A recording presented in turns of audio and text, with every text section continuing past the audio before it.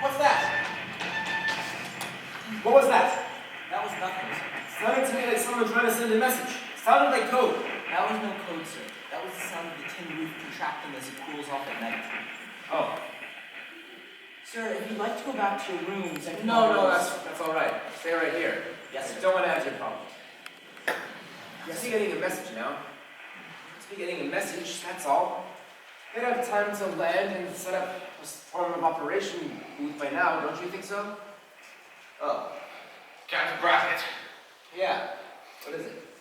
What is it? Don't interrupt me now, Bill. I'm very busy. It's that Seabee, Sir Billis. Commander Perkins in operations says that his act this morning cost the Navy over $600,000. 600? I'm gonna chew that guy's sentiment here. Yes, sir. Let me know the moment you get any word. No matter what I'm doing, just break right in. Yes, sir. Get in there! Captain Brackett, this is Lieutenant Buzz Adams who flew the mission. Hi, Adams. Captain? A man like you in an outfit is like a rotten apple in a barrel. Just what were you thinking? Sitting out there all day long in that little rubber boat in the middle of Empress Augusta Bay with the whole goddamn Navy Air Force trying to rescue you? And how can you fall out of the PBY anyway? Well, sir, the Jap anti-aircraft busted a hole in the side of the plane and I fell out. The wind had just sucked me out. So, I'm to understand you deliberately hid in the baggage compartment of a plane you knew was taking off on a very dangerous mission. You had sand enough to do that, all right? And the moment anti-aircraft guns hit the plane, you fell out. The wind just sucked you out. You and your little parachute? I don't think you fell out, Phyllis. I think you jumped out. Which did you do? Well, sir, it was sort of half and half if you get the picture. This is the most humiliating thing that has ever happened to me. Adams, when did you discover he was on the plane? Well, sir, we've been out about an hour.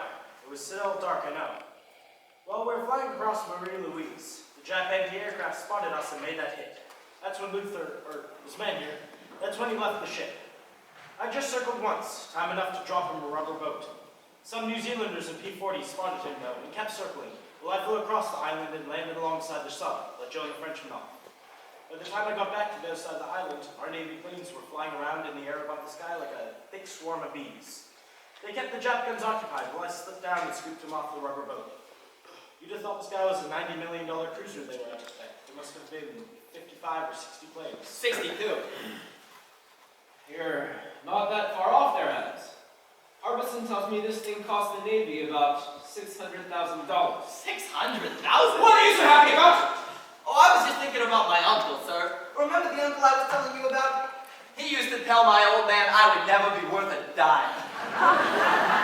Him and his lousy slot machines. I mean, can you imagine the guy who's so... Why'd you do it anyway, Phyllis? What would make a man do something like this? Well, sir, a fella has to keep moving. You get kind of helped out here. And if you're itching to take a trip and pick up a few souvenirs, you gotta kind of horn in if you get the picture. How did you know about it? Well, I didn't know about it exactly. But when I heard Lieutenant Cable talking to that fella DeBeck, I knew something was in the air. A project. And that's what I like, a project, don't you? Damn it, Billis! You have broken every regulation in the book. And by God, Captain Brackett and I are going to throw it at you. Sir, may I barge in? My co-pilot saw this whole thing, and he believes that man Billis down there, in his little rubber boat with the planes flying overhead, caused a kind of diversionary action. While the Japs were busy shooting at the planes and at Billis, on the other side of the island, that sub was slipping into that little cove and depositing Joe and the Frenchman in behind those rocks. Well, what the hell do you want me to do?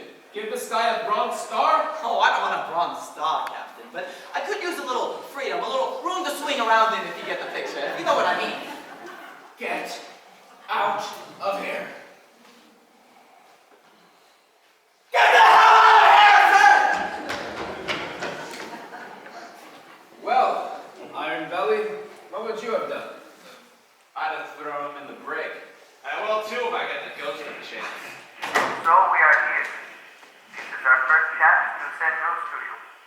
We've made contact with former friends of mine. We've set up quarters in a mango tree. No room much enough to view. First, the weather.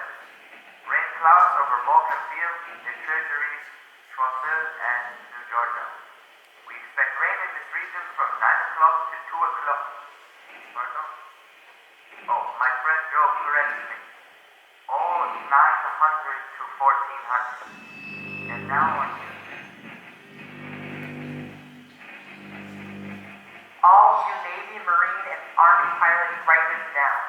Surface craft, 19 troop barges headed down the bottleneck, speed about 11 knots. Autumn has Bannock had about 20 hunters tonight, escorted by heavy boarding. There ought to be some way to knock off a few of these. As for aircraft, there's little indication of activity at the moment, but 22 bombers, Betty, went by at 0600 headed southwest. It was fighter escort, not heavy. They should reach